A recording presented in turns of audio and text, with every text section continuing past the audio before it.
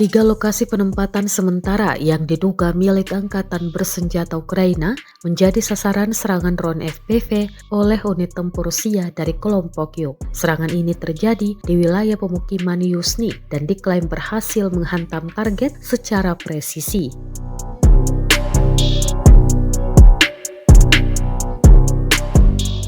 Rekaman detik-detik drone menghantam diunggah di Telegram Selasa 1 Juli 2025. Menurut laporan yang beredar di media sosial, drone-drone tersebut diarahkan langsung ke posisi-posisi Ukraina yang teridentifikasi sebagai tempat berkumpulnya personel dan perlengkapan tempur. Belum ada konfirmasi independen terkait jumlah korban atau kerusakan yang ditimbulkan dalam serangan ini.